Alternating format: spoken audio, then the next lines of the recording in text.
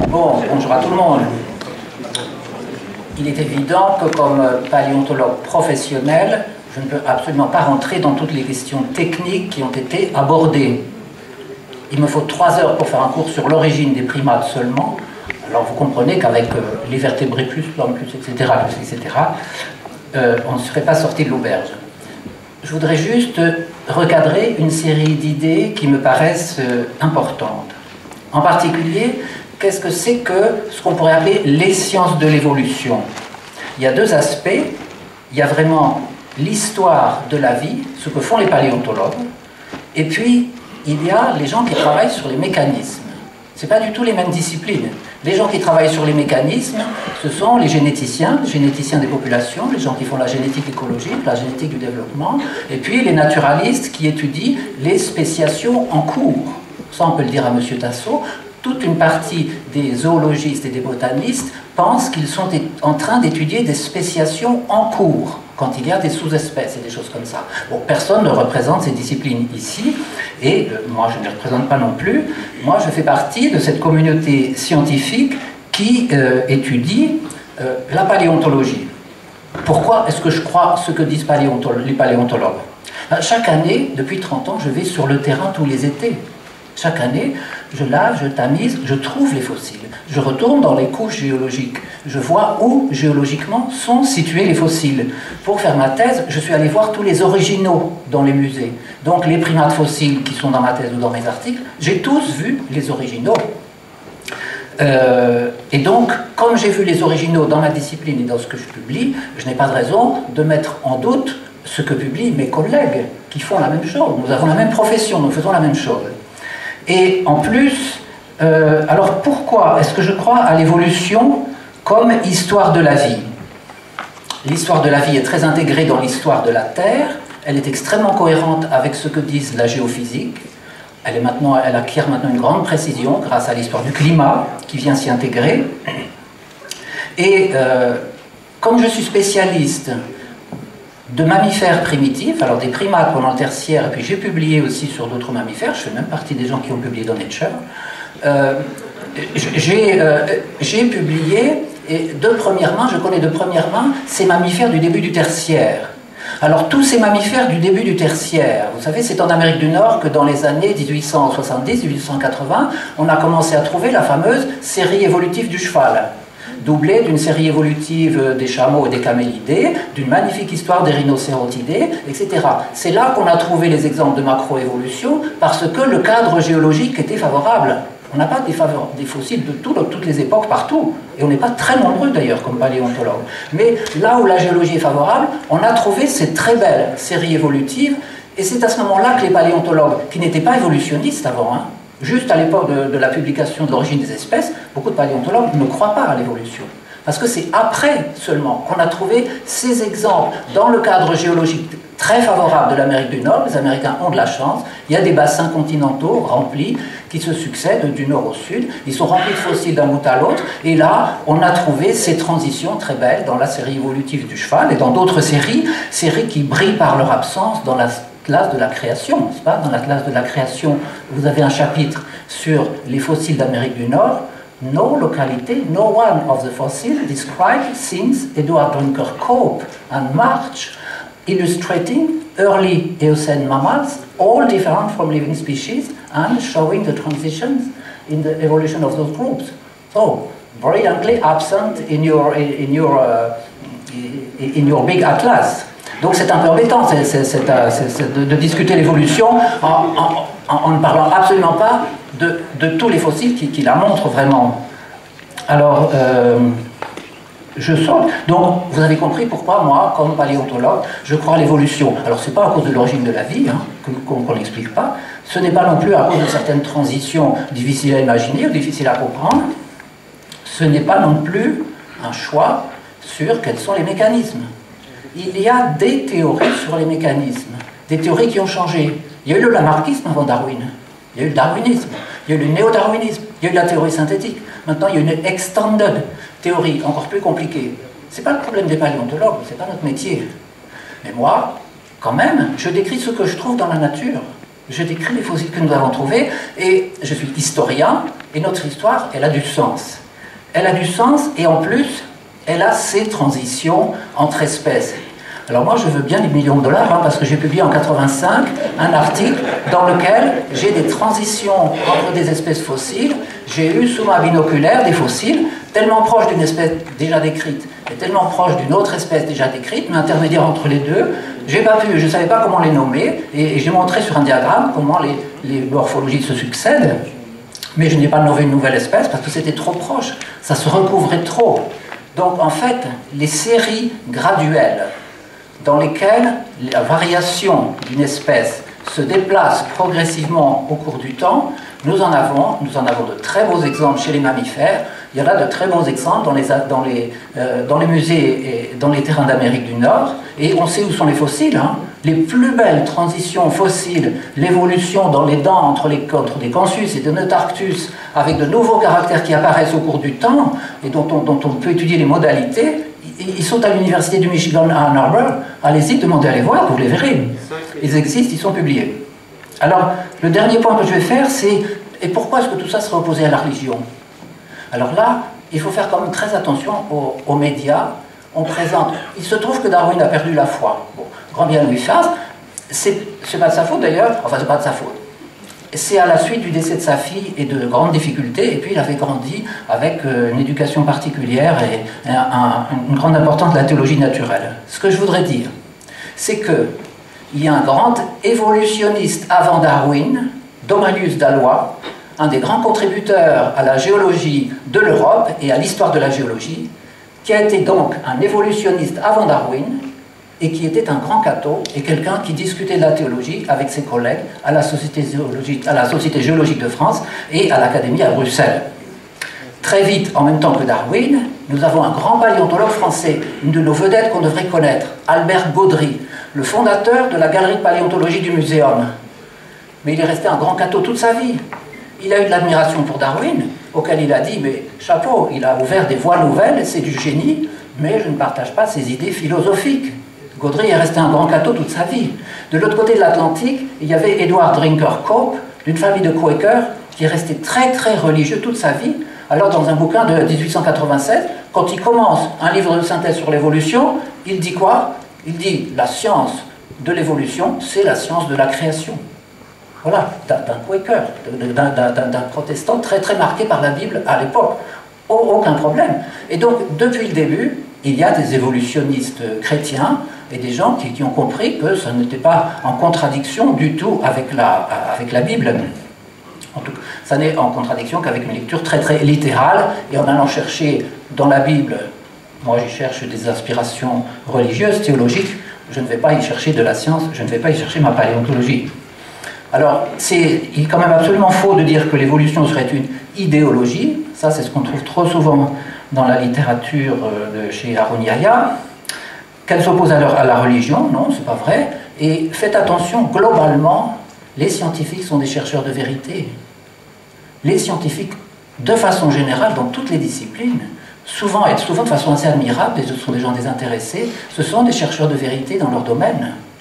Alors, les présenter comme des ennemis de la religion, alors, il y a toutes les opinions dans la communauté scientifique, vous avez des gens très religieux depuis toujours, et puis des gens qui le sont moins, des gens qui ne croient pas, diverses religions. Bon, on a notre part de liberté dans les croyances religieuses. Ce que je veux insister, alors en plus, nous, chez les chrétiens, chez les cathos, on a Teilhard de Chardin, c'est-à-dire un jésuite évolutionniste, un paléontologue qui a vu dans ses fossiles également l'évolution d'une façon très forte, je pourrais vous expliquer pourquoi, et qui a été un poète, un mystique, qui a montré une vision dans laquelle cette évolution de l'univers convergente vers Dieu pouvait être une vision religieuse unifiée, admirable et magnifique.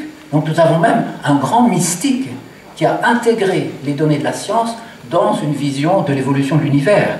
Alors on ne peut absolument pas dire que la science et que l'évolution s'opposeraient à la religion. Donc c'est ça que je voulais dire d'abord et surtout, et ensuite on pourrait revenir sur toutes sortes de petits points techniques, mais qui ne sont pas intéressants quand même. Merci.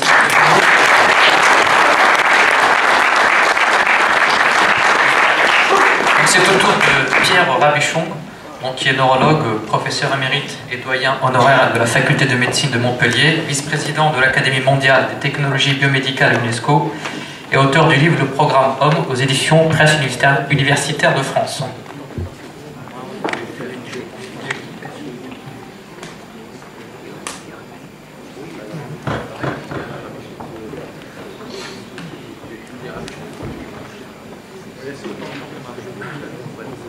Donc Pierre Rabichon, puisque Marc Godinot a bénéficié d'une intervention de plus de 9 minutes, donc on donnera autant de temps à Pierre Rabichon.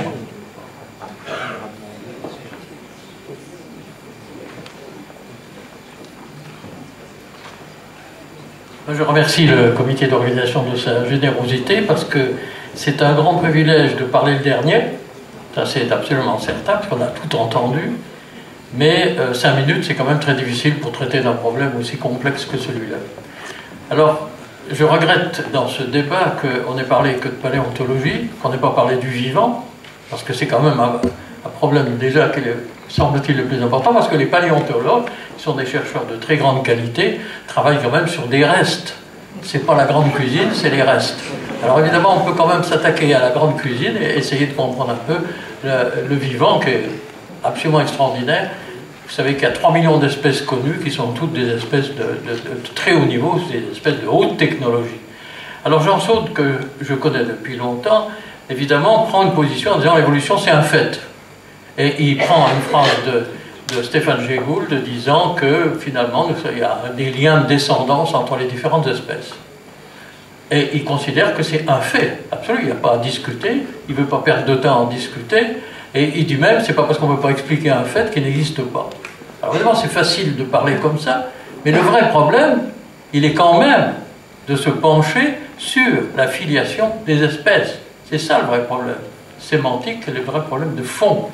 Ça veut dire quoi, la filiation des espèces? Ça veut dire que toutes les espèces, quelles qu'elles soient, depuis les plus simples au départ et les plus compliquées à la fin, se génèrent les unes les autres. Or, il faut bien comprendre que quand on observe une série, vous pouvez observer une série de voitures différentes, vous pouvez observer une série d'objets différents, il y a une différence entre dire c'est une série et de dire il y a une filiation entre les objets.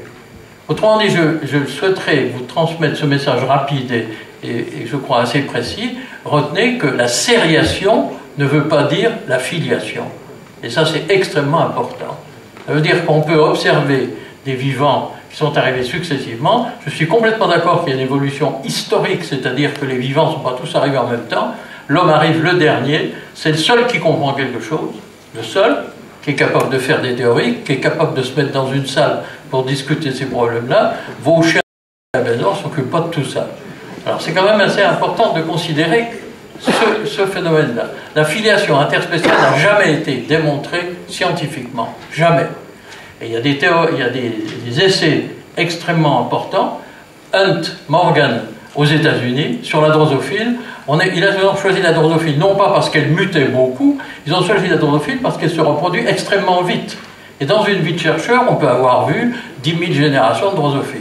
Elle a donc été choisie comme telle. Ils lui ont fait 409 mutations par radiation. Et la pauvre s'est retrouvée avec des yeux jaunes derrière, des yeux rouges devant, des pattes en l'air, etc. Bon. Mais en finale, qu'est-ce qui se passe? Ben, la drosophile est toujours la drosophile. Et Grasset, très justement, disait, si vous voulez démontrer l'évolution, ne prenez ni la drosophile, ni les bactéries, parce qu'effectivement, ça évolue. Alors c'est ça qu'il faut bien comprendre. L'espèce est un concept extrêmement fort. L'homme arrive le dernier, mais avant, qu'est-ce qui se passe? Ben, avant, il y a des animaux qui ne comprennent rien, qu'il faut donc arriver à canaliser pour qu'il n'y ait pas un chaos dans la nature. Et je signale en passant que la nature n'est pas une personne, ce n'est pas une force créatrice, c'est le musée de la vie, point. Ce n'est pas autre chose que la collection des êtres vivants. Alors ce qui est tout à fait intéressant, c'est qu'effectivement, les animaux auraient pu se reproduire entre eux, etc. Ils ne peuvent pas, parce que l'espèce est un concept, c'est une communauté reproductive exclusive, dixit Ernest Mayr, qui est vraiment un darwiniste convaincu, et de ce fait, il n'y a pas de chaos dans la nature. Bon, ça c'est un premier point qui me paraît important. Deuxième point, je suis assez d'accord avec Jean Stone, par contre, sur le fait que, parce que lui se dit évolutionniste non darwinien, théiste. Non darwinien, il a tout à fait raison. La théorie de Darwin est dépassée. Je pense qu'il faut la ranger dans l'histoire en disant que Darwin était un grand naturaliste, il avait fait ça, mais elle est dépassée. Pourquoi? Parce que comment pouvez-vous imaginer, si vous connaissez un peu la biologie, c'est ça le problème, c'est qu'il faut connaître la biologie, de dire, finalement, on passe d'une espèce à une autre par une mutation. Qu'est-ce que c'est la mutation? On les connaît depuis De Vries en 1920, c'est pas tellement vieux, et on sait que la mutation, c'est incontestablement une erreur. La mutation est une erreur. Alors, ils peuvent être positifs, ça vous l'avez montré, vous avez parlé de mutation positive, c'est pas impossible, mais la mutation est une erreur dans la replication du matériel génétique. Et tout est fait, il y a deux diastases qui explorent les brins, c'est un problème compliqué, mais effectivement, la mutation est considérée comme une erreur. La sélection naturelle, c'est quoi? C'est une aberration. Pourquoi? Parce que Darwin, finalement, avait des copains éleveurs, qui prenaient le plus beau pigeon, la plus belle pigeonne pour en faire un mélange, le petit beau chien, etc. Et ils arrivaient à faire de la sélection. Alors il s'est dit, ben, dans la nature, c'est la même chose. La nature, finalement, il y a une sélection naturelle. Mais c'est oublier une chose importante. Les éleveurs sont des gens intelligents. La sélection naturelle est complètement inintelligente. Pourquoi? C'est des facteurs physico-chimiques. Vous mettez un moustique dans votre réfrigérateur pendant 3 jours, vous êtes sûr qu'il ne va pas résister. Donc ça veut dire que le couple mutation-sélection n'est pas acceptable. Et je crois que je suis entièrement d'accord avec George Stone là-dessus.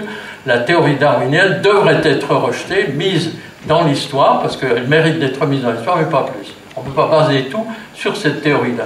Alors comment peut-on faire? Ben, finalement, et c'est ce que je voudrais laisser comme message également, c'est que en connaissant la biologie, en l'apprenant, en regardant sa complexité, son intelligence, on est obligé de se dire tout ce qu'on voit ne peut pas se faire tout seul.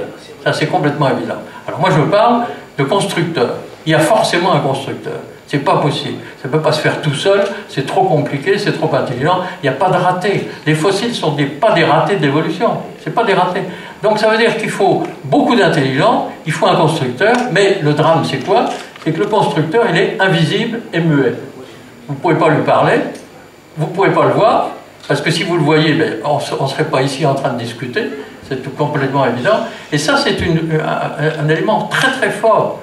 Et les règles du jeu biologique, nous les connaissons maintenant beaucoup mieux. Ce n'est pas nous qui les avons inventées, c'est le constructeur qui les a inventées. C'est-à-dire, on va tous à la mort, on se dégrade. Quand vous regardez votre album de famille, vous tombez dans la dépression tout de suite parce qu'on se dégrade, on devient blanc, on a mal partout, etc. C'est sûr, et on va à la mort. Ça, c'est une certitude. La deuxième chose certaine, c'est qu'on est tous des individus. Tel que vous êtes ici, il n'y aura jamais une copie de vous dans toute l'histoire du monde. C'est absolument, ça doit vous rendre paranoïaque immédiatement. Mais c'est la vérité. Ça veut dire que tout est fait pour que chaque individu soit un individu. C'est ce qui explique pourquoi les neurones ne se reproduisent pas. Bien qu'on lise maintenant dans la presse des articles contradictoires, les neurones ne se reproduisent pas. Je travaille comme neurologue chez des paralysés. Un paralysé, il est paralysé toute sa vie. Vous ne le verrez jamais, à moins qu'il aille à Lourdes, vous ne le verrez jamais en guérir. Ça veut donc dire clairement que les neurones sont les rares cellules du corps qui ne se reproduisent pas pour permettre de conserver l'instrument cérébral d'un individu tout au long de sa vie. Et les neurones, on croyait toujours qu'on perdait des neurones tous les jours. C'est faux, ça n'a jamais été démontré, jamais. C'est une hypothèse de Semmery, et c'est complètement faux. Deuxièmement, on dit « Ah, j'utilise que 10% de mon cerveau, si j'utilisais tout, je serais terriblement intelligent. » Mais c'est complètement faux. Vous êtes obligé de tout utiliser, votre cerveau. La seule différence, c'est que votre conscience, c'est-à-dire la conscience de regarder, etc., c'est 20% de circuiterie. Et 80%, c'est l'automatisation obligatoire, inconsciente complètement, qui vous permet de fonctionner. Pourquoi vous rêvez? Parce que les neurones ne peuvent pas s'arrêter de travailler. Et dans la nuit, vous rêvez parce que précisément, vous avez un synthétiseur d'images fantastiques dans le lobe temporal du cerveau qui vous envoie des images que vous n'avez jamais vues, ou que vous avez vu, avec de la couleur, avec du son, etc. Donc ça veut donc dire que ces éléments biologiques, il faut les prendre en compte de façon certaine. Alors en 5 minutes, on peut parler beaucoup plus loin. Si vous m'y autorisez, je voudrais montrer simplement... Vous êtes à 8 minutes 36, je vous laisse 2 minutes. C'est gentil ça. Alors je vais essayer de vous montrer une seule chose, parce qu'évidemment, il y a beaucoup de choses à montrer, mais je vais vous en montrer une seule. Vous pouvez me le... Attends, je vais essayer de le... Attendez, il faut que j'aille au... Je m'excuse d'effacer. Non, j'efface pas, mais Bon, voilà. Alors, je vais vous montrer une seule chose qui est assez étonnante.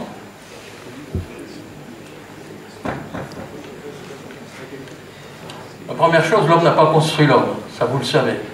On a la solution, mais pas le problème.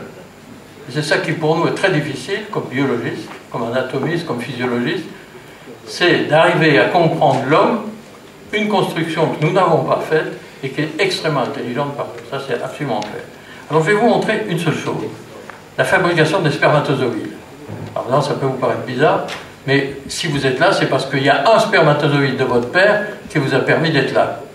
Alors ce qui est absolument étonnant, c'est que le spermatozoïde entre dans ce qu'on appelle maintenant la nanotechnologie, c'est-à-dire en dessous de 100 microns. La tête du spermatozoïde a 5 microns. Dans 5 microns, vous avez le plan, l'hémiplan d'un individu complet.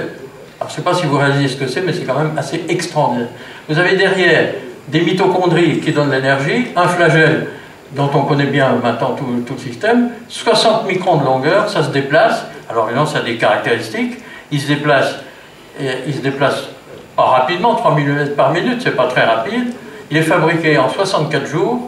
Et alors, ce qui est absolument étonnant, il est fabriqué dans un tube que nous avons, nous, enfin les femmes n'ont pas ça bien sûr, dans le testicule. Et si vous mettez le tube séminifère qui fait 2 dixièmes de millimètre, si vous le mettez bout à bout, comme ça, vous avez un tube de 1 km de long. Alors, je ne sais pas si vous réalisez ce que c'est qu'un tube d'1 km sur 2 dixièmes de millimètre. C'est là-dedans que se fabriquent les spermatozoïdes. On sait tout du spermatozoïde, parce qu'on a le microscope électronique. Vous avez ici, enfin je vous passe le détail, mais il y a un problème, c'est d'attacher le flagelle après la tête nucléaire. Vous avez l'énergie dans des mitochondries qui permet aux spermatozoïdes de se déplacer et de survivre pendant plusieurs heures et plusieurs jours. La tête nucléaire a une petite pointe qui s'appelle l'acrosome et qui permet de pénétrer dans l'ovule. Et ça c'est aussi un petit détail technique et assez extra. Quand vous voyez tous ces détails-là, où il ne manque rien, où tout est vraiment conçu intelligemment, vous devez arrêter de parler de hasard, et d'autre part, vous devez comprendre que tous les spermatozoïdes de toutes les espèces sont différents. Et vous ne pouvez pas, même si vous prenez du spermatozoïde d'un bœuf ou d'un chien, le mettre avec un ovule humain, vous n'aurez rien. Donc ça veut dire qu'il y a une barrière génétique des espèces qui est extrêmement... La biologie est très rigoureuse, contrairement à ce qu'on croit. Voilà les images, je vous passe le détail, on n'est pas là. Voilà le tube dans lequel se fabriquent les spermatozoïdes. Vous avez ici le tube séminifère avec toutes les flagelles qui dépassent. Or, il est évident qu'il y a un problème. Le constructeur est extrêmement fort, très intelligent, bon ingénieur, mais il y a un problème. C'est le contrôle de qualité. Les Japonais insistent beaucoup sur le contrôle de qualité, tout le monde fait ça dans les usines, il faut contrôler la qualité. Or là, comment peut-on faire? On ne peut pas avoir un technicien dans le testicule qui, au départ, déjà commencerait par attacher le filament comme ça. C'est pas possible. On ne peut pas avoir un technicien dans le testicule qui serait à la sortie avec un microscope et qui dirait « Ah ben celui-là il est bon, celui-là il n'est pas bon ». Il n'y a pas de contrôle de qualité possible. On voit donc que le constructeur très puissant a des limitations. Alors comment il fait? Il en met 200 millions dans une éjaculation. Il y a 200 millions de spermatozoïdes dans une éjaculation et nous savons actuellement que dans un spermogramme, il y a toujours 10 à 15 formes anormales. Ce qui n'empêche pas d'avoir des enfants, ce qui ne vous empêche pas d'être là. Donc ça veut dire, et quand vous pensez que chaque spermatozoïde est différent, vous avez une idée de ce que c'est que la diversité. La diversité, elle n'est pas due aux mutations. La diversité, elle est due à cette espèce d'invention extraordinaire du sexe. L'homme, la femme, le mâle et la femelle, vous mélangez des plans génétiques et vous avez la diversité, toute la diversité que vous voulez. Alors ça, c'est vertigineux de penser ça. Alors quand vous avez compris ça, vous pouvez croire qu'il y a un constructeur intelligent, malheureusement, invisible et muet. Parce qu'il y a 3 religions, 3 monothéistes, il y a un seul constructeur, il faudra quand même qu'un jour ils se mettent un peu d'accord pour reconnaître ce constructeur. Voilà, je vous remercie.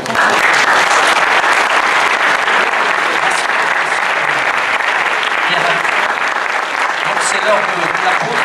On va faire une pause de 10 minutes et non pas de 15 minutes contrairement à ce qui était. Donc vous avez été nombreux à poser beaucoup de questions, vous voyez le paquet de questions. Bien sûr on n'aura pas le temps de traiter toutes les questions. Je suis désolé pour ceux qui n'auront pas des réponses aux questions posées par écrit. Donc je vais également demander aux intervenants d'avoir des réponses assez rapides, brèves, de manière à traiter le maximum de questions possibles. Alors je vais poser par Donc j'ai sélectionné quelques questions. Alors, première question, c'est une question qui s'adresse, donc je pense que des évolutionnistes et anti-évolutionnistes peuvent répondre à cette question. Pourquoi ne pas dire que l'homme descend de l'homme? Je pense que ce qui dérange les religieux, c'est de dire que l'on descend du singe. Pourquoi le singe actuel ne mue pas? Il y a deux questions. Qui peut répondre à cette question? Alors, Jean Stone. Oui, on m'entend dans la salle ici. D'abord, le singe actuel ne mute pas, oui, c'est très important de comprendre ce qui a été présenté tout à l'heure. C'est un grand argument d'Haroun Yahya, qu'il y a des fossiles qui sont les mêmes il y a 100 millions d'années qu'aujourd'hui. C'est absolument pas un argument contre l'évolution. Ça peut être, dans certains cas, un argument contre le darwinisme. Il y a toute une tradition française, de Grasset, de Rémy Chauvin, que j'ai bien connu, de grands paléontologistes, qui font remarquer qu'il y a des animaux panchromiques, qui ne bougent pas. Effectivement.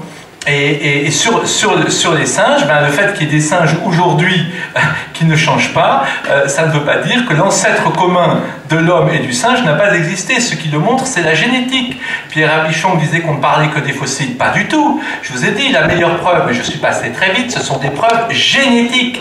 Quand vous avez par exemple Austerlitz, écrit avec un H, vous savez la fameuse bataille d'Austerlitz, deux élèves côte à côte font la même faute. Austerlitz avec un H. Vous savez qu'ils ont copié l'un sur l'autre. Parce qu'ils ont fait la même faute.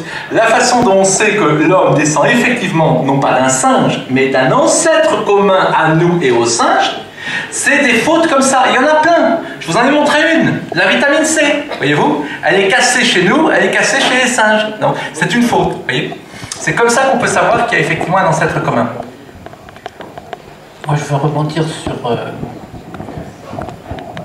Juste très vite sur autre chose, il y a des singes qui sont en pleine évolution. Et en fait, si on regarde les babouins, justement, moi j'ai parlé des sous-espèces, il y a des naturalistes qui pensent que quand on étudie les sous-espèces de babouins à l'heure actuelle en Afrique, on est en train d'observer une espèce qui se structure et qui, dans l'avenir, risque de se couper en diverses espèces. Et au contraire, chez les cercopithèques, il y a des spéciations plus avancées et donc des zones géographiques avec des espèces de cercopithèques qui sont séparées simplement par des barrières géographiques et depuis suffisamment longtemps pour qu'elles ne puissent plus se reproduire. Donc en fait, si vous voulez, chez les primates actuels, beaucoup de spécialistes étudient des spéciations qui sont en train de se faire. Donc voilà, c'est ce que font les naturalistes. Alors, oui, en cette question de... Dominique Tasso, non? Il faut expliquer que le microphone doit être un pour Et en fait, pourquoi donc, le micro se balade ainsi? C'est parce que donc il y aura un enregistrement qui sera diffusé sur ma TV. Donc pour que le son passe, donc il faut ces petits micros HF. Oui, ce que je voulais dire, c'est qu'il y a les faits et l'interprétation des faits, d'une part, et autrement dit, il y a les singes, il y a les hommes, et puis il y a l'interprétation du fait qu'il y a les singes et les hommes en même temps. L'interprétation des faits, ça n'est pas... c'est tout à fait différent des faits. Et dans les faits, quand on compare deux espèces différentes, il y a les ressemblances et les différences. Ce qui est systématique, c'est que les évolutionnistes s'intéressent aux ressemblances, parce qu'ils s'imaginent que les ressemblances prouvent la descendance. Parce qu'effectivement, la descendance implique la ressemblance. Mais l'inverse n'est pas vrai. Ça n'est pas parce que, par exemple, il y a deux personnes blondes ici, qu'elles ont forcément le même ascendant. Donc, ce qui est important entre comparer deux espèces, ce sont les différences. D'ailleurs, en philosophie, on parle de différences spécifiques, c'est-à-dire que l'espèce à l'intérieur d'un genre se définit par les différences qu'elle a par rapport aux autres. Et le singe, donc quand les évolutionnistes parlent de ressemblances, il y a des ressemblances, mais il y a des ressemblances entre tout, il y a des éléments communs, comme dirait Pierre Bichon, le constructeur est commun, donc il va réutiliser des mêmes choses. Vous savez que le code génétique est commun, que les bases qu'on retrouve dans l'ADN sont communes à l'ensemble du monde vivant. Ça n'est pas la preuve qu'il y a une descendance commune, c'est la preuve qu'il y a un constructeur commun. Donc, le singe a 4 mains et l'homme a 2 pieds et 2 mains. C'est une différence majeure. Il faudrait aussi s'intéresser aux différences. Il y a la crête sagittale. Enfin, si vous voulez, si le singe est classé comme spécifique, il y a d'ailleurs plusieurs espèces de singes, s'il est classé par les anatomistes comme différent de l'homme, c'est parce qu'il y a des différences, et ces différences montrent qu'il n'y a pas descendance. Il faut pas, quand on étudie un être vivant, il faut étudier l'ensemble de l'être vivant, sinon on est à côté de la plaque. Quand on étudie un animal, il ne faut pas étudier simplement le fossile, les os. Les os ne représentent que 10% de l'information utile pour décrire un animal. Vous savez que l'ornithorynque a des particularités tout à fait étonnantes sur le plan de son fonctionnement d'une manière générale. Si vous n'aviez qu'un fossile d'ornithorynque, vous seriez absolument incapable de reconstituer l'ornithorynque. Donc il faut bien voir que le but de la science, c'est d'étudier ce qui est. Maintenant, à partir de ce qui est, essayer de reconstituer ce qui a pu exister, je crois que c'est une entreprise stimulante peut-être, mais je ne sais pas si c'est vraiment pour ça que des fonds publics devraient être dépensés pour la science. Merci Dominique Tasso. Alors une question qui est revenue... Est-ce que je peux ajouter un petit mot tant que le micro est là? Rapidement, merci. Plus facile. Je voudrais simplement ajouter que on a tendance à dire que le singe, en particulier les chimpanzés, ont un matériel génétique qui est à 98% identique à celui de l'homme. Alors on en tire des conclusions multiples. Mais si on met assis à côté de vous un chimpanzé, vous allez quand même tout de suite voir qu'il y a des différences, c'est complètement évident. Il y a des similitudes, mais il y a quand même des différences, c'est clair. Donc la génétique n'est pas l'argument majeur qui peut expliquer la descendance. Il ne faut pas oublier ça. Je crois que John Stone s'appuie là-dessus beaucoup, mais c'est sûr. Et le programme singe est un programme différent du programme homme. C'est évident, même si la différence de matériel est petite, elle existe quand même réellement, et puis c'est la vérité. Vous voyez bien la différence entre... Alors bien sûr, il y a des humains qui ressemblent à des singes, c'est vrai. J'ai tendance à interpréter ça comme un peu le sens de l'humour du constructeur, où chaque espèce humaine, ou sous-espèce, a finalement sa caricature parmi les anthropoïdes. Bon, enfin ça c'est une interprétation tout à fait banale. Merci professeur. All right. Can we switch this projector to the slides? Oui, je vous demandais une question pour se connecter. Régis, this one.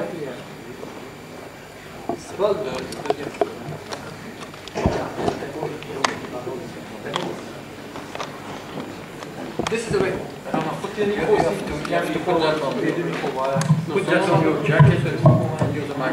This is the way it works in science. You have to read concrete evidences. Evidences has to be observations and experiments. Both observations and experiments falsify evolution. We have to see by transitional forms what meant is by Charles Darwin and all the evolutionists, transitions between species. For example, from fish to land animal, their gills, their fins, their weight-carrying systems, metabolisms have to change gradually, step by step. But this is impossible. Imagine a gill and lung. A gill would start to change toward the direction of the lung. Since the gill will lose all of its functions, the fish will die. Since it doesn't have a lung either, it will die, always. So we never see progressive formation of the organs in the fossil record. The wings appear all of a sudden. With half wing you cannot fly. 95% wing you cannot fly. You cannot breathe with 95% lung. You cannot see with 65% of the eye. They appear all of a sudden. And sudden appearance means creation, of course. This is admitted by Stephen Jay Gould. It's one of the most prominent, furious evolutionists of the 20th century. You know what he said? Fossils have two features. Sudden appearance and stasis. Stasis means they never change during the tenure on the Earth. That means sudden creation, not through evolution. And I explained to you, although it was very fast, I know you're not geneticists and molecular biologists, but I explained to you the mechanisms, why there is no mechanism created by God which would add new genetic information. There is no mechanism which generates new genetic information. There is mechanisms of replication of the DNA, which means copy, letter by letter, nucleotide by nucleotide. And there is a mechanism of mixing up the genetic information, crossing over of the chromosomes. The chromosomes cross over from parental chromosomes, from the mother and father. They mix up, they exchange the genetic information, but there is no new genetic information. There is only shuffling of the genes. And there is a new branch of science, it's called epigenetics. Epigenetics means without changing the sequence of the DNA, the genetic expression is adjusted. More expression or less expression or shutting down all the genes for an entire life in a cell line, for example. And this is not evolution either. That is the reason why we never see in the fossil record transition between the species. That's the reason why in the Cambrian period, 50 different phylums, 50 different animal groups appear all of a sudden. Richard Dawkins says they are just planted there without any evolutionary history. So whom should we believe? Should we believe Charles Darwin, Niles Eldredge and Stephen Jay Gould, or should we believe Mr. Stone and Mr. Nidal? No, we believe Charles Darwin, Niles Eldredge and Stephen Jay Gould. They say there are no transitional forms. And no transitional forms means no evolution. That's the reason why evolutionists never bring fossils. They cannot, because there is no transitional form. We bring fossils. I could bring thousands of them. There are 400 million of them. Je me permets de vous interrompre. They're always the same. Donc il faut vraiment faire bref parce qu'il y a beaucoup de questions. Je mets les questions. Yeah. All right, thank you. Merci. Alors une question qui revient souvent, qui est revenue vraiment à plusieurs reprises, c'est une question qui s'adresse à deux intervenants. En fin de compte, ça ne s'adresse pas particulièrement à un intervenant. Pensez-vous qu'Adam et Ève descendent des singes? Micro. Qui veut répondre? Micro est Est-ce que je peux avoir la connexion au slide ici, de ce côté?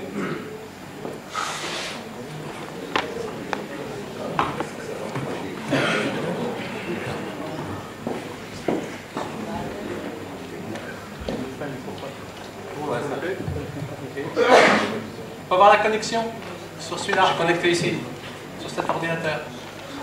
C'est ce câble.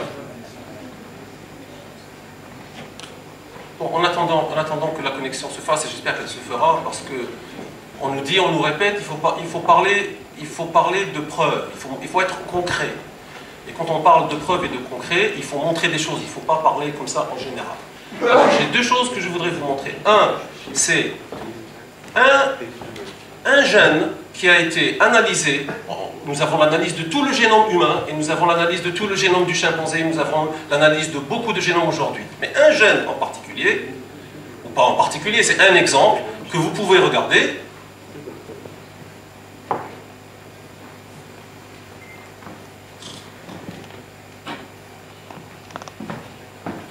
Qu'on peut voir, et là vous pouvez voir devant vous. Alors, humain, chimpanzé. Comparaison entre les deux. On n'est pas en train de dire qu'il y a deux blonds dans la salle, donc il doit être apparenté. C'est pas des trucs comme ça. C'est les ADN, les gènes. Lorsqu'on trouve deux personnes qui ont un patrimoine génétique qui est quasi identique, on va dire qu'ils sont apparentés. C'est exactement ce qu'on fait dans la criminologie forensique, c'est-à-dire que lorsque quelqu'un, on trouve son gène ou son ADN et qu'on l'analyse, on dit c'est lui. C'est exactement ce qu'on fait lorsqu'on veut établir un lien de parenté. On dit est-ce que cet enfant est le fils de X qui est accusé d'adultère ou de quoi que ce soit? Ben, on fait l'analyse génétique et on dit oui c'est lui ou ce n'est pas lui. On ne dit pas est-ce qu'ils se ressemblent. On n'est pas en train de parler de ressemblance, on est en train de parler d'identité et à quel point ils sont identiques. Ça c'est un. Deuxièmement, je ne sais pas combien de fois il faudra répéter qu'on n'a jamais dit que l'homme descend du singe. On a dit que si on remonte à 5-6 millions d'années, nous trouvons assez de preuves, d'évidences génétiques, de fossiles, d'embryologie, etc., qui font qu'on établit par comparaison et par méthodologie scientifique qu'il y a une parenté entre ces deux espèces, c'est-à-dire qu'avant cela, il y avait une espèce commune. Bon, maintenant, que ça nous plaise ou pas, c'est une autre histoire. À quel moment s'est faite cette bifurcation? On ne le sait pas encore. Ça fait l'objet de recherches. Mais nous savons qu'il y a eu cette bifurcation à un certain moment, que les deux espèces ont bifurqué, que nous ne pouvons plus maintenant nous reproduire avec les chimpanzés comme les antécédents d'il y a 6 millions, 8 millions ou 10 millions d'années, on ne sait pas exactement quand et comment, c'est fait. Donc on ne descend pas du singe, le singe ne descend pas de nous. Nous descendons d'une espèce antécédente qui a vécu sur Terre pendant des millions d'années à une certaine période qu'on est en train de rechercher par plusieurs méthodes. Ça c'est un. Deuxièmement, on n'arrête pas de nous répéter, excusez-moi une seconde, Gould a dit, premièrement, Darwin a vécu en 1850, lorsqu'il a écrit son livre, et même son livre sur l'évolution de l'homme, Il n'y avait ni génétique, il n'y avait ni analyse de fossiles. La plupart, 95% des fossiles n'étaient pas encore découverts. Donc, moi je dis tout simplement, il ne faut jamais citer Darwin, c'est tout simple. C'est simple. Mais Darwin lui-même serait abasourdi par la somme d'informations que nous avons aujourd'hui. Donc il ne faut pas revenir et dire, regardez ce que Darwin a dit. Darwin lui-même va dire, mais ce que vous savez aujourd'hui, non mais c'est affolant, c'est incroyable ce que vous avez fait comme progrès. Maintenant, Gould. Voici ce que dit Gould. Voici la citation. D'abord la citation qu'on nous cite tout le temps pour nous dire, mais vous voyez, Gould lui-même dit qu'il n'y a pas eu cette évolution que vous prétendez. Qu'advient-il de notre échelle? C'est même dans le dossier de presse qui vous a été distribué.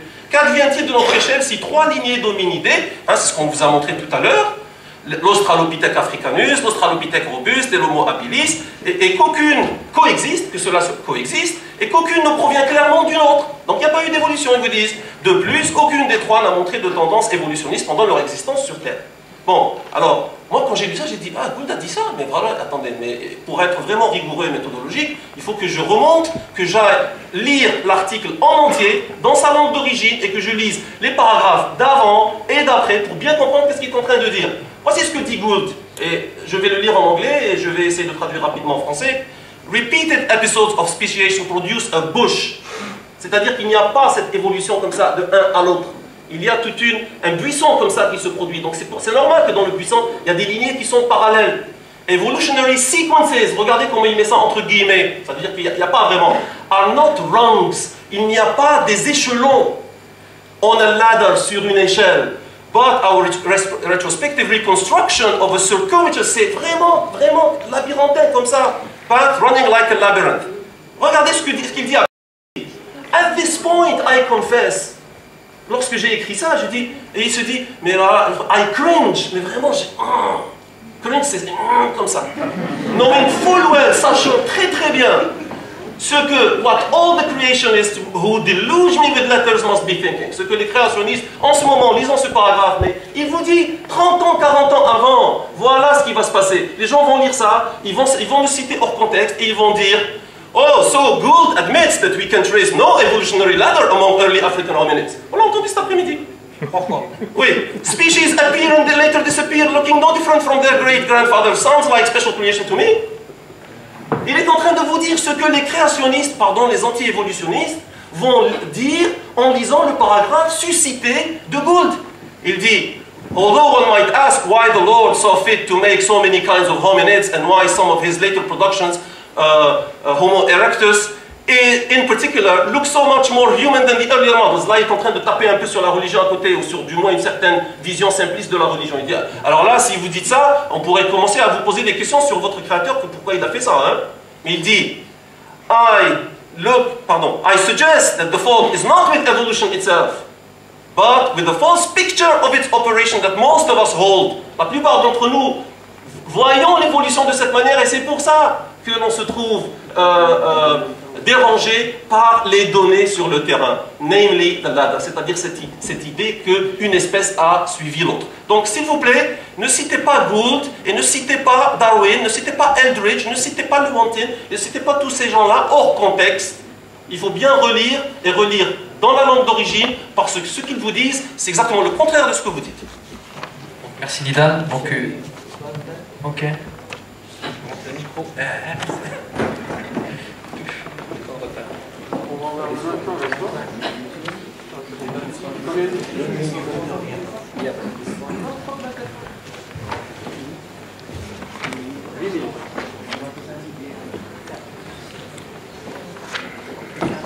Well, this common ancestor doesn't mean anything. They call it common ancestor, but it is an ape because they always present the scalps and the fractures of the apes. For example, Australopithecus is called an ape even by very prominent paleoanthropologists of today. For example, Bernard Wood, Fred Spoor, Tim White, Donald Johanson, they all classify Homo habilis and Australopithecus as apes, and Homo erectus and Homo sapiens as humans. There are big differences between them. So, common ancestor, or calling it ape doesn't mean anything. We can call it jape, or we can call it tape. But it is an ape. So, they have very short, very small skulls, closed eyes, sharp teeth, stoop forward walking. Because the angle of the vertebra and the pelvic bone is suitable for these Australopithecus and Homo habilis for stoop forward walking.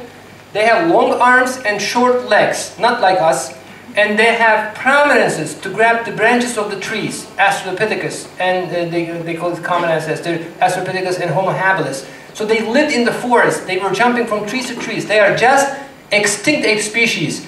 And in Olduvai, George Lear in Africa, they found Australopithecus, Homo habilis, Homo sapiens and Homo erectus at the same layer, 1.7 million years old layer with a stone hut. Stone hut only can be built by the Homo sapiens.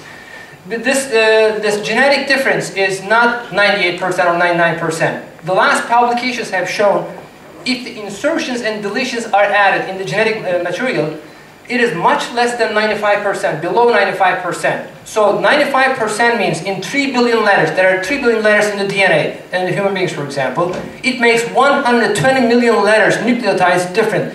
It is a huge gap which cannot be progressed because they cannot be, scientists say, Cromwell from England says, they cannot be combined walk, between stoop forward walking and between upright walking, because losing too much energy, you die from that. And we don't see any fossils which can do both. So either you walk upright or stoop forward walking. So common ancestor doesn't mean anything. There are no fossils. That's the reason why they cannot bring any fossils. This is very important. You should ask them, where are your fossils? There are no transitions between species. Stephen Jay Gould, for example, he gave the example of Stephen Jay Gould.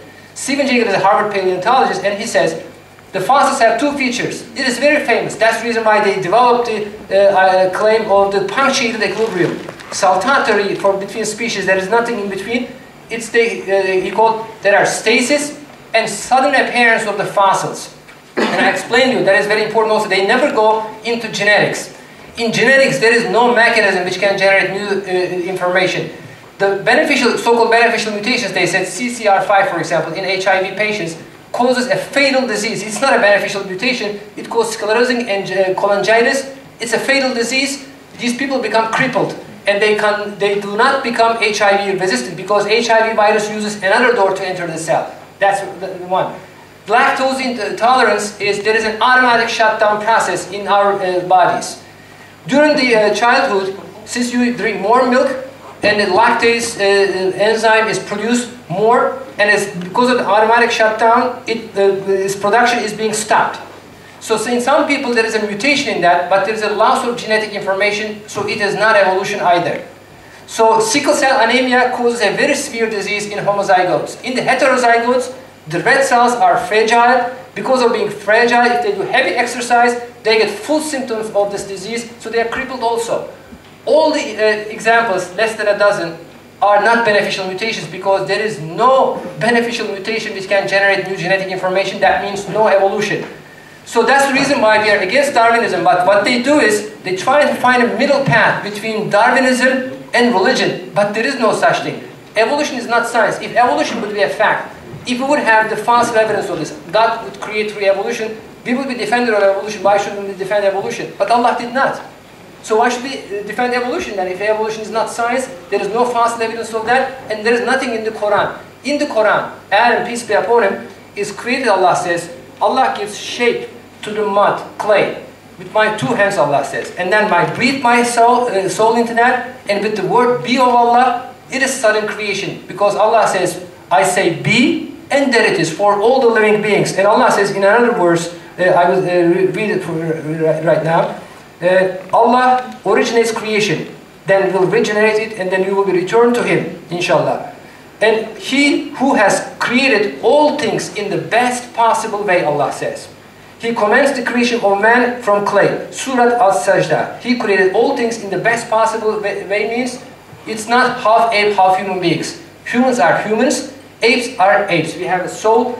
We take the electron microscope and we do research and we build Paris, New York, London. Apes are animals. They've been living in the forest for millions of years, jump from trees and trees. They mate, they don't have any soul, they don't build cities, they don't do research, they don't do music, or they don't speak, and they die.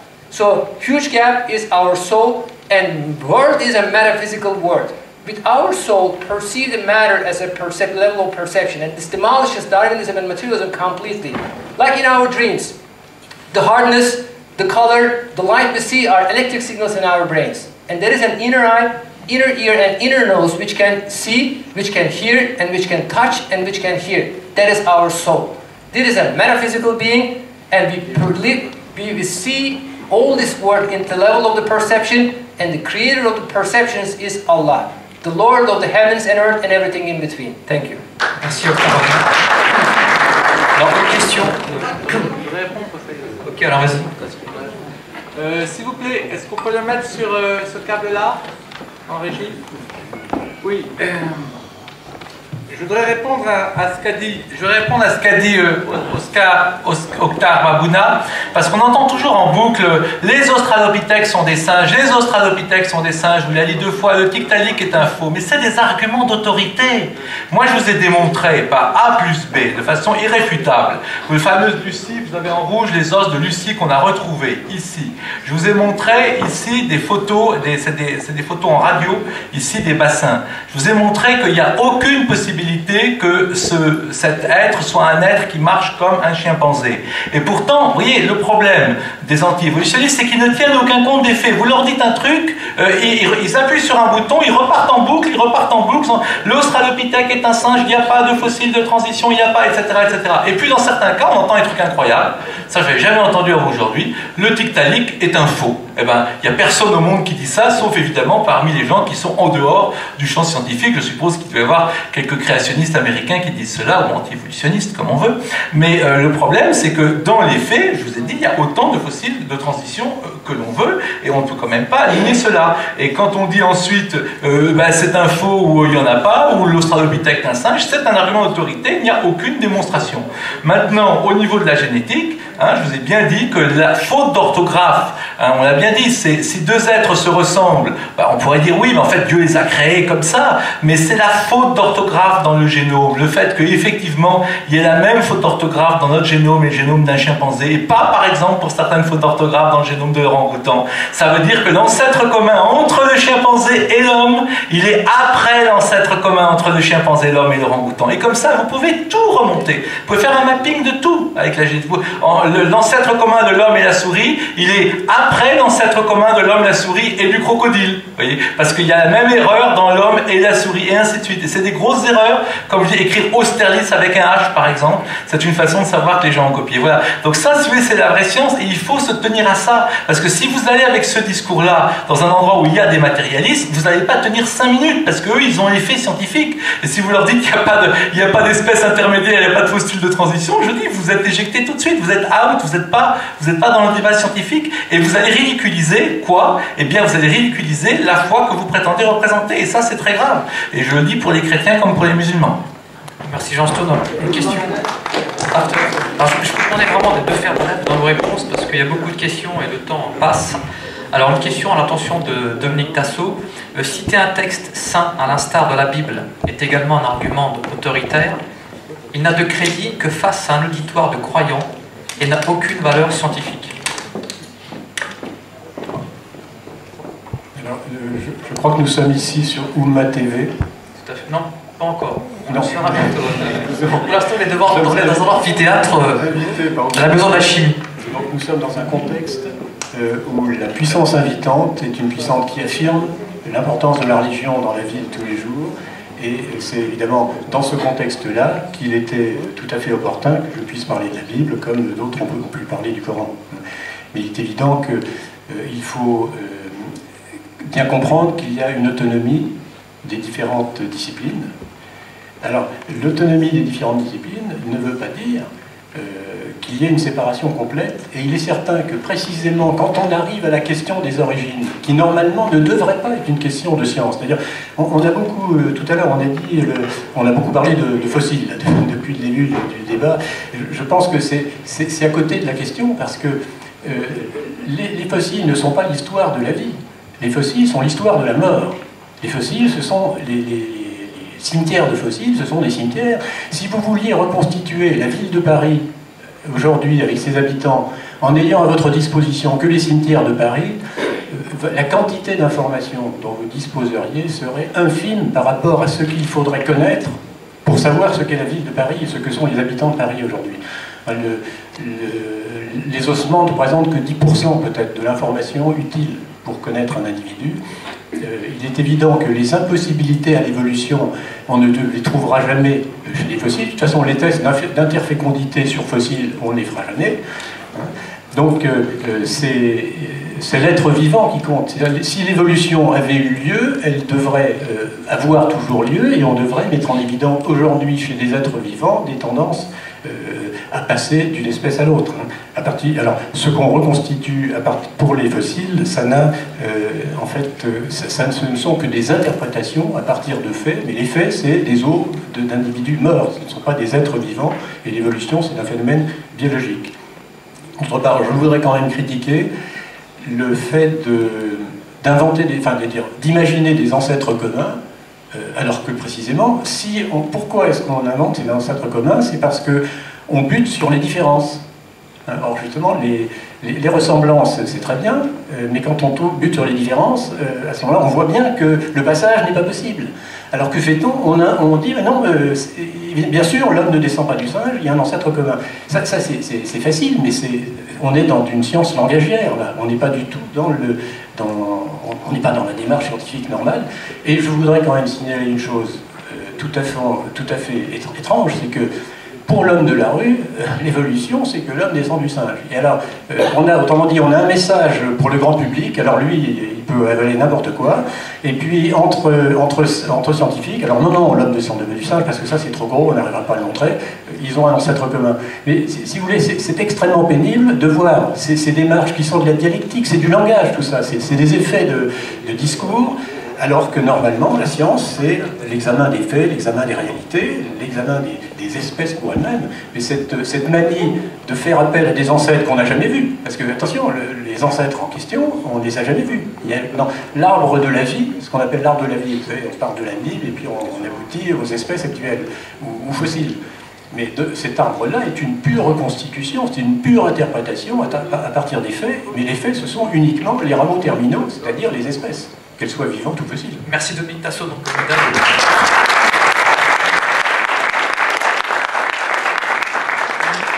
Dalguesson, souhaitez-vous répondre?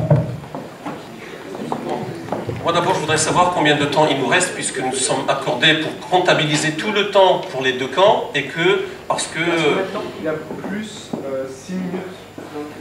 Il leur reste 6 minutes? Non, combien il leur reste et combien il nous reste? Décalage de 6 minutes, donc on compte le combien il leur reste et combien il nous reste? Combien de temps il reste à la conférence?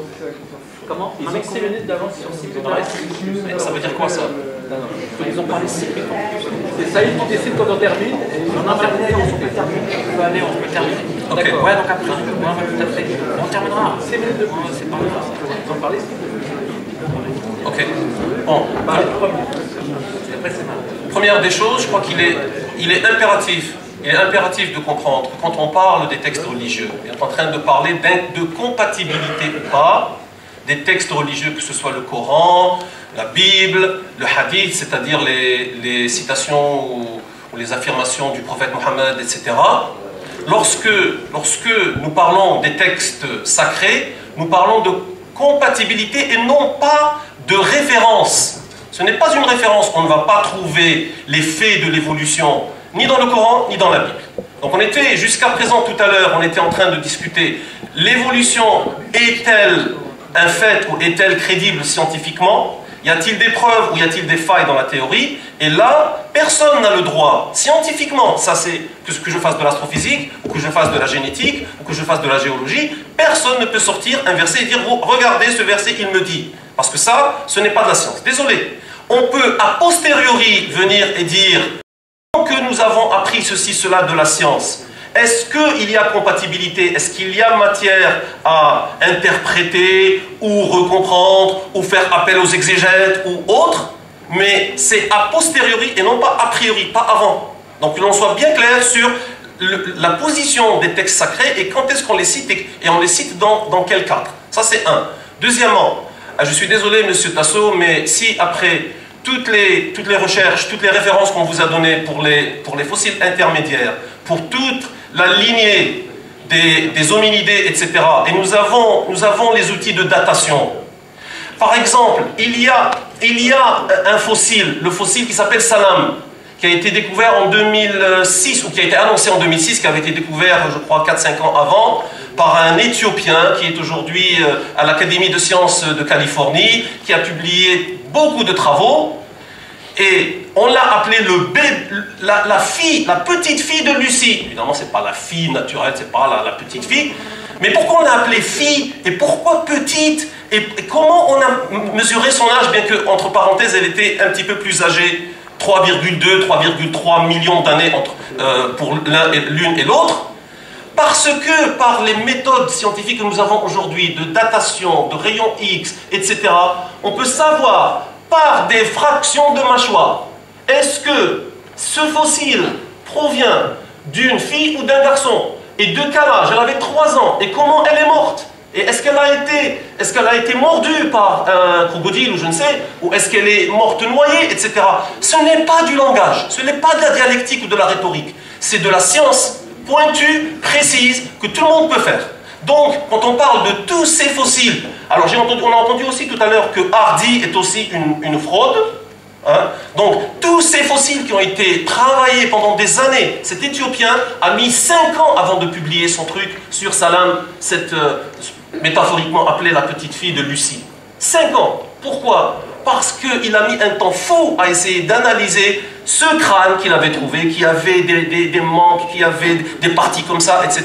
Donc, qu'on ne parle plus, s'il vous plaît, de trafic ou d'imagination, que tout ça, ça a été imaginé, que c'est une méthode rhétorique, on ne veut pas dire aux gens que nous descendons du singe, donc on va leur dire ancêtre commun, c'est plus facile à avaler pour tout le monde. Mais non, c'est de la science, c'est la science qui nous dit que c'est un ancêtre commun, et non pas un parent direct, ou un parent éloigné, ou à quel âge il est mort, ou à quel moment de la vie de la Terre il a vécu, et combien de temps, etc. Merci.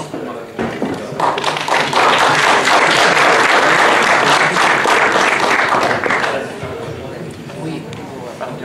Moi, je voulais réagir sur quelques-unes des choses qui ont été dites tout à l'heure, en particulier, on nous a dit tout à l'heure qu'il n'y avait pas de new genetic information, jamais de new genetic information. Si, les généticiens ont très bien compris que plusieurs fois dans l'histoire de la vie, il y a eu des duplications complètes du génome, et qu'après ces duplications complètes du génome, les gènes ont pu continuer à évoluer, et du coup, après coup, permettre beaucoup de nouveautés, et voilà. Donc quand on dit pas de new genetic information, I am sorry, mais c'est une grosse bêtise.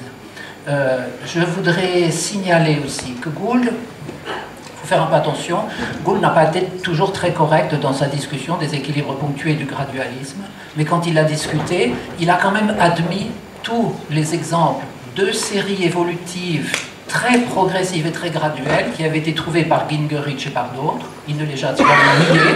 Seulement, comme il défendait son modèle avec beaucoup de brio et avec une certaine désinvolture, il a dit « Oh, c'est des exemples qui n'ont pas beaucoup d'importance ». Vous pensez qu'on était content, les paléontologues qui avaient mis 30 ans à sortir ces registres très complets, parce que c'est un énorme boulot de les sortir. Donc Gould, il y a aussi des paléontologues et des paléomammalogistes qui ne l'aiment pas beaucoup, parce qu'il a traité avec une désinvolture incroyable les meilleurs registres fossiles qui montrent des continuités. Alors, Monsieur Tasso, quand on descend dans le temps et qu'on voit les chevaux et ensuite les hyparions et ensuite leurs ancêtres qui sont de plus en plus petits, etc. Et quand on voit de l'autre côté les rhinocéros et leurs ancêtres et que toutes ces séries convergent dans le passé à des choses qui sont absolument semblables, qu'est-ce que vous voulez de plus comme façon de faire de l'histoire et comme historiquement avoir la preuve d'une descendance. Alors c'est une descendance à grande échelle, on ne fantasme jamais sur celui-là qui serait le père de l'autre, mais autant que les documents historiques pourraient montrer une histoire, ben, elle est là et elle est documentée, on a le droit de faire de l'histoire. Ce n'est que de l'histoire. Dans l'histoire, il faut bien interpréter ces documents. Mais quand on a ces séries justement dans lesquelles les variations se déplacent très lentement de couche à couche dans les meilleurs registres fossiles, on s'approche autant qu'il est possible de la preuve de la continuité morphologique. Alors, ne demandez pas aux historiens plus que ça, nous n'avons pas encore la machine à remonter le temps, mais on a de temps en temps des séries évolutives, on ne peut pas demander de preuves plus fortes et plus complètes de la continuité évolutive. Très rapidement sur les hommes fossiles, je voudrais dire qu'il y a les squelettes, mais qu'il y a aussi l'évolution des industries culturelles, et que quand on s'attaque aux industries culturelles et qu'on se pose la question à partir de quel moment ces hommes sont comme nous, culturellement, mais c'est pas évident, parce qu'entre moins 200 000 et moins 100 000 ans, en Afrique, il y a des progrès techniques qui se produisent, mais qui se produisent les uns après les autres. Il n'y a pas un moment, tout à coup, où il y aurait des outils beaucoup mieux et un tas de choses nouvelles, mais il y a des innovations technologiques qui se produisent au cours du temps. Et donc, ça existe aussi, ce registre des productions d'industrie préhistorique et des productions culturelles. Ça montre beaucoup de continuité jusqu'à moins 50 000 ans, où là, quand ils commencent à faire des peintures préhistoriques, des choses, on pense qu'ils sont vraiment comme nous, hein, ils font des choses magnifiques. Mais avant, ben voilà, on a une continuité dans les progrès culturels. C'est pas de notre faute, c'est ce qu'on trouve dans les gisements. Enfin, je vais faire un dernier commentaire sur cette question des échelles temporelles. C'est normal que... il faut voir ces échelles temporelles, qu'est-ce qu'elles veulent dire. Nous, on saute tout de suite à 500 000 ans, 1 million d'années, des millions d'années. Donc, si vous voulez, c'est énorme par rapport aux êtres vivants actuels. Donc, si à l'heure actuelle, on voyait des passages entre espèces, ça aurait été tellement vite qu'on serait devant quelque chose, on ne pourrait plus déchiffrer l'histoire. Heureusement, il y a ce mélange entre une stabilité des espèces, mais qui toutes varient quand même en permanence, et puis les documents qui font que... Mais il faut descendre à 100 ou 200 000 ans pour voir des petites différences. Donc la stabilité, on l'observe. Mais on l'observe, mais on voit aussi ces différences qui progressivement s'accentuent quand on descend plus loin dans le passé. Bon, bah, il y a une cohérence, mais il faut voir qu'il ne faut pas se tromper d'échelle. Et ce n'est pas parce qu'on ne voit pas des choses à l'échelle de quelques générations humaines qu'à une échelle beaucoup plus grande, il ne se produit pas des choses qu'en fait, les documents historiques montrent. Et donc, il n'y a pas... C'est une complémentarité. Et la stabilité des espèces, quand même, ce n'est pas une fixité, puisque les espèces sont faites d'individus tous différents les uns des autres. Vous savez très bien que si on prend n'importe quelle population dans la nature, de sangliers ou de ce qu'on veut, et il y aura les plus petits, il y aura les plus grands, il y aura la taille moyenne, il y aura ceux qui auront le pelage un peu plus foncé, un peu plus différent. Donc il y a de la variabilité. Et nous, quand nous regardons les variabilités morphologiques chez les fossiles, on compare la variabilité morphologique dentaire aux variabilités d'espèces actuelles. Nous avons les mêmes chiffres, donc logiquement, que les variabilités des espèces actuelles. Donc c'est pas complètement faux ce qu'on dit. Et si un squelette, ce n'est pas tout l'animal, les dents chez les mammifères sont très species spécifiques, et il y a des spécialistes de rongeurs actuels. Vous leur apportez des petites souris qui ressemblent tellement à d'autres souris que pour les reconnaître, ils regardent les dents.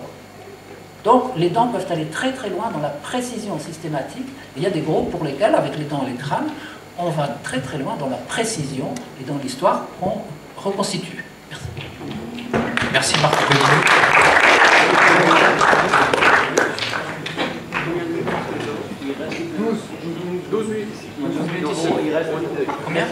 Combien ici 12 ici 9 et 12. 3 minutes d'avance pour...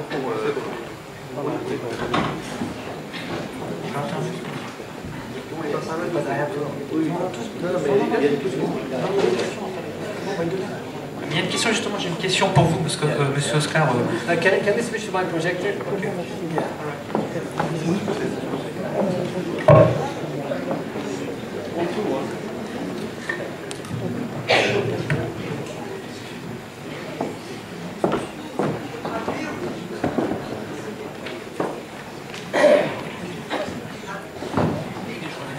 Okay, I would like to start with Lucy first. This is from Scientific Magazine, French Scientific Magazine, Science et Vie. And it says, Adieu Lucy. It was taken out from the literature. A new theory states that the genus Australopithecus is not the root of human race. Adieu Lucy says it's a Darwinist magazine, evolutionist magazine. It says it's Australopithecus is not the root of human race. It's not the ancestor of human beings, as against what they said. Large primates considered the ancestor of man have been removed from the equation of the family tree. Thank you. This is an ape.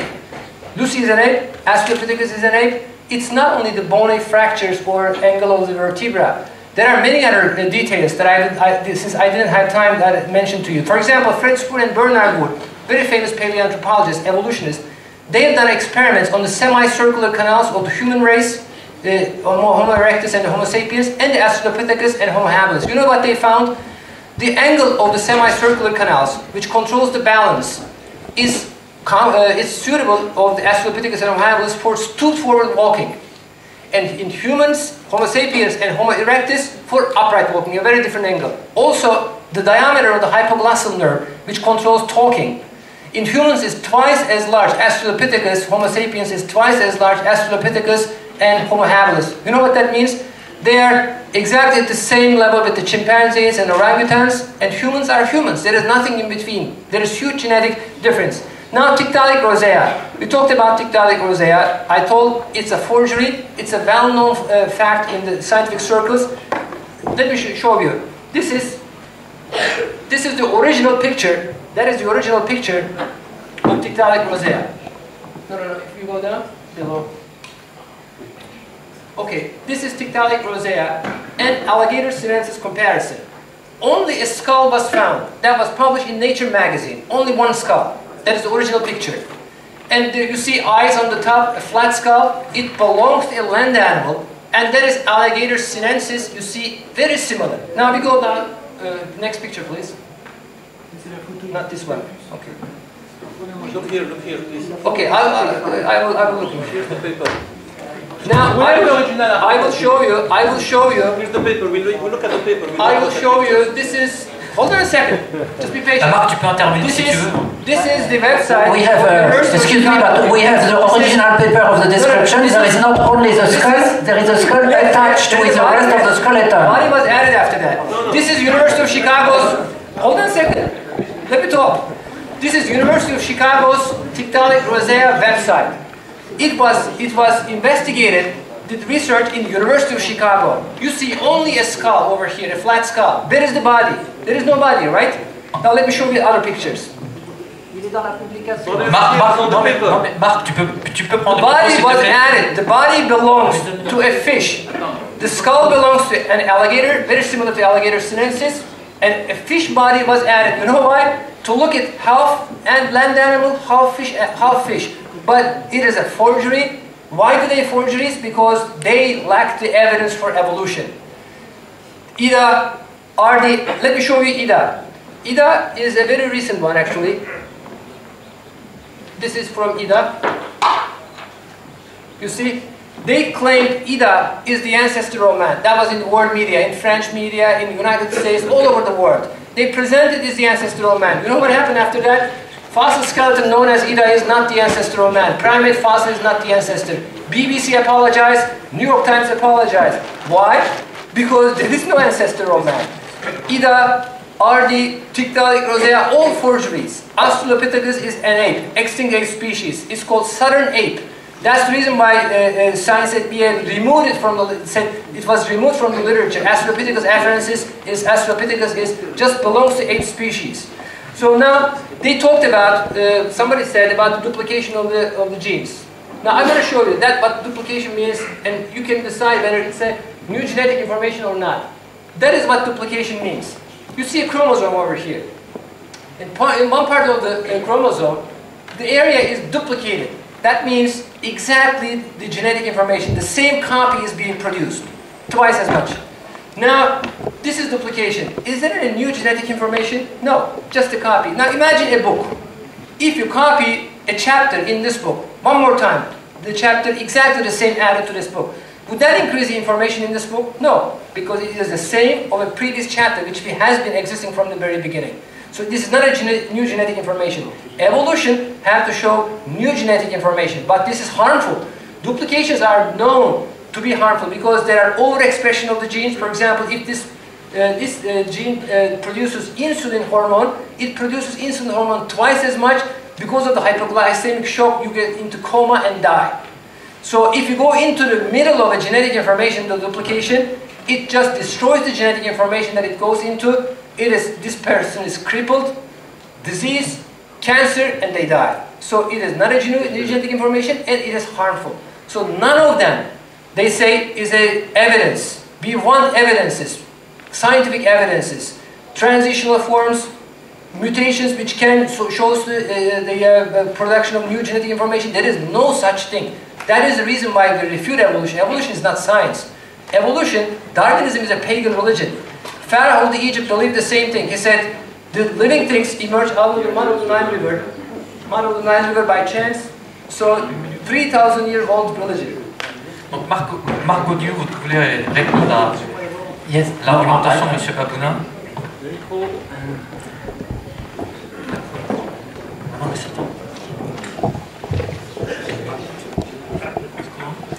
Yes, I would like just to. Alors, je vais faire un petit commentaire en anglais pour qu'ils le comprennent. Hein. I wanted just to ask one comment.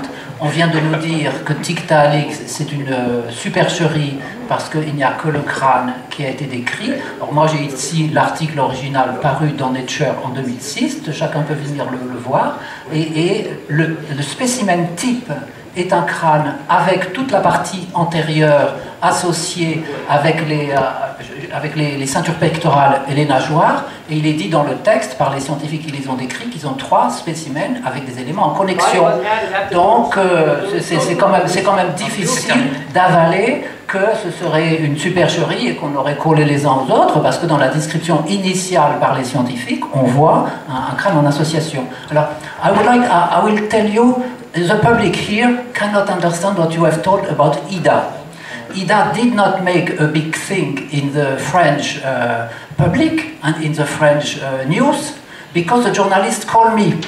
The journalist of Le Monde called me and asked me what I was thinking of Ida. And I am one of the specialists. There were specialists of the 2 and I was one of the specialists. Ida, c'est un primate fossile du gisement de Messel en Allemagne qui a 47 millions d'années et dont les découvreurs ont essayé de le pousser un peu du côté d'un ancêtre, du côté d'un groupe qui aurait une parenté avec les singes. Mais ce n'est pas admis du tout par la majorité de la communauté scientifique. Et moi, pour toutes sortes de raisons, j'étais fermement opposé à cette opinion. Et donc, quand les journalistes m'ont demandé mon avis, j'ai dit « N'en faites pas un plat, c'est pas du tout intéressant. » Et donc, ça a fait un gros plouf. En France, on n'a pas eu du tout cette explosion dans les nouvelles, à la télévision, etc., sur un nouveau chaînon manquant, qui était vraiment là, vraiment proche, c'était très exagéré, et c'était presque une supercherie, et ceux qui ont fait ça, c'était des journalistes. C'est un journaliste qui avait essayé de faire un coup médiatique à partir d'un fossile qui était un très beau fossile.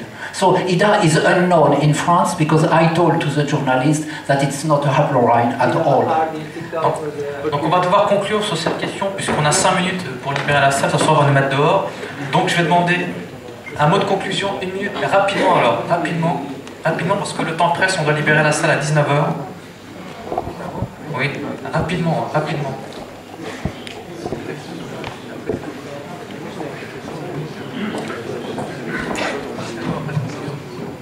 Oui. Allez-y. Non, je voulais simplement dire que tout ce débat montre bien que M. Guessam, je le trouve très optimiste. Il n'a aucune preuve de la descendance. Ce n'est pas des preuves qu'il donne, des juxtapositions de faits. Ça ne s'appelle pas des preuves. Personne n'a pu, en laboratoire, faire une transition d'espèce. C'est-à-dire personne n'a réussi. Je vous donne un reptile, faites-moi un oiseau. Personne n'a réussi ça en laboratoire. Or, nous avons des moyens expérimentaux qui sont très nettement supérieurs à ceux qu'on trouve naturellement dans le contexte. Donc ça veut dire que tout ce que vous montrez, ce n'est pas des preuves de descendants, c'est des juxtapositions. Vous montrez des faits, bien entendu. Et je crois que vous voulez être rigoureux sur le plan scientifique, vous avez parfaitement raison, il ne faut pas accepter n'importe quoi.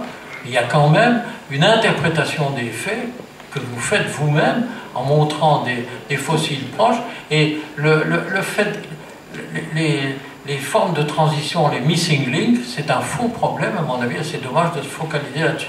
Il y a d'autres choses plus intéressantes à démontrer. La réponse de l'état des sourds.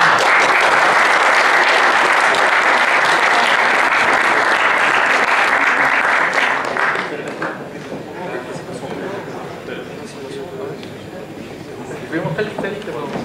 On ne va pas arrêter de regarder.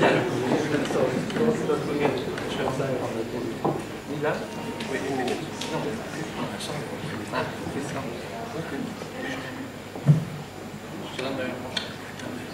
Il y a de très grandes branches, il y a de très grandes connaissances de la science générale qui n'est jamais établie par expérience dans un laboratoire, ou qui a été reproduite devant nous, ou qui a été déduite de la manière logico-physique que vous insinuez. J'enseigne l'astrophysique, j'enseigne la cosmologie. Je vous dirais sans exagérer que peut-être plus de 90% des connaissances que nous avons qui sont fermement établies en astrophysique, on ne les a jamais reproduites en laboratoire. Nous n'avons jamais vu un système solaire se produire devant nous. Nous savons très très bien comment notre système solaire s'est fait. Nous n'avons jamais vu... Parler de la biologie, un univers. Non, mais attendez, je parle de la science de manière générale. La science de manière générale adopte des méthodes diverses, dont certaines sont ce qu'on appelle en anglais inference, c'est-à-dire des espèces de déductions. On ne peut pas exiger de chaque science qu'elle produise des preuves expérimentales dans le laboratoire pour que ceci soit accepté ou cela ne sera pas accepté. Ça, ce n'est pas de la méthodologie scientifique avérée, du moins dans beaucoup de branches de la science. Il y a des choses que l'on ne peut que déduire par lien. C'est vrai, ce sont des liens, vous appelez ça des juxtapositions pour essayer de réduire leur impact. Moi j'ai dit ce sont des liens, ce sont de l'évidence, comme on dit en anglais, evidence, qui se supportent, qui se fortifient l'une à l'autre dans un cadre qui est très solide, et c'est comme ça que l'on établit cette connaissance. Bon, pour conclure, donc maintenant nous allons prendre... Non, excusez-moi, une minute, non, désolé. Nous recevons le signal des planètes, ce signal a été émis depuis 2 millions d'années, nous le recevons aujourd'hui. Oui. C'est pour ça qu'on peut établir des vérités, c'est pas comme la biologie. Mais c'est la même chose, c'est exactement la même chose. Vous avez l'information d'il y a 2 millions d'années sur les primates qui ont vécu, vous les analysez. Non, écoutez, sur l'analyse des signaux électromagnétiques, etc., je peux vous en dire. Donc ne remontez pas sur cela. On n'a jamais vu une planète se former, c'est très simple. Il y a 2 millions d'années ou il y a 2 milliards d'années, on n'a jamais vu une planète se former, encore moins en laboratoire. Donc écoutez, non. Laissez-nous dire ce que nous avons comme connaissance, au moins. Hein? Et là, tout est enregistré, tout ceci est enregistré, tout ceci sera sur le web bientôt, et les gens auront l'occasion de disséquer tout cela et de voir est-ce que c'est du solide ou c'est du n'importe quoi. C'est très simple. Mais je vous dis, en connaissance ultime, totale, qu'il y a énormément de connaissances qui ne sont pas établies directement et encore moins expérimentalement en laboratoire. C'est simple. Voilà. Alors maintenant, on va, si vous pouvez bien nous montrer ces 2 derniers slides, s'il vous plaît, pour que Jean conclue en 1 minute et moi après en 1 minute. On vous promet que c'est 1 minute chacun. Oui, on voulait conclure on va conclure tous les deux avec une phrase de Saint-Augustin qui est dans un livre qui porte un titre qui pourrait sembler antinomique de la Genèse au sens littéral. Voyez ce qu'il dit. Et il dit ça il y a déjà 16 siècles. Le ciel, la terre, les autres éléments, les révolutions, la grandeur, la distance des astres, les éclipses du soleil, de la lune, le mouvement périodique de l'année, des saisons, les propriétés des animaux, des plantes, des minéraux sont l'objet de connaissances précises que l'on peut acquérir sans être chrétien par le raisonnement ou l'expérience. C'est il y a 16 siècles qu'il disait ça. Or, rien ne serait plus honteux, plus déplorable et plus dangereux que la situation d'un chrétien qui, traitant de ces matières devant les infidèles, comme s'il leur exposait les vérités chrétiennes, débiterait tant d'absurdités que, en le voyant avancer des erreurs grosses comme des montagnes, les infidèles pourraient à peine s'empêcher de rire. On ne saurait dire l'embarras et le chagrin où ces téméraires zérégoteurs jettent les chrétiens éclairés lorsqu'ils sont accusés et parfois convaincus de soutenir une opinion fausse, absurde par des adversaires qui ne reconnaissent pas l'autorité de l'écriture. Donc vous voyez, il y a des choses qu'on a vues ici, qu'on peut discuter sur Ida par exemple, et puis il y a des choses qui sont simplement absurdes. On a évidemment impossible de dire que le Tiktaalik est une fraude, voyez-vous, c'est absurde. Et là, on se ridiculise et on ridiculise notre foi. C'est pour ça que c'est très important. Et maintenant, Nidal va nous dire une citation dans sa tradition.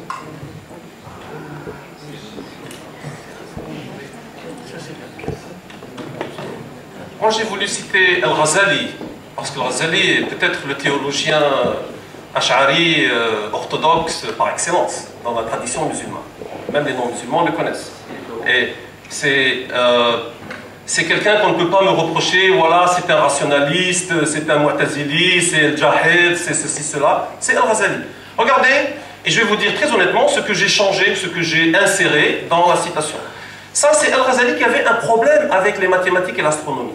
Pourquoi? Parce que d'un côté, il voyait très bien que les mathématiques et l'astronomie étaient rigoureuses et précises, qu'elles arrivaient à prédire comme Saint-Augustin était en train de dire, les éclipses, les effets astronomiques que l'on voit et qu'on peut prédire, etc.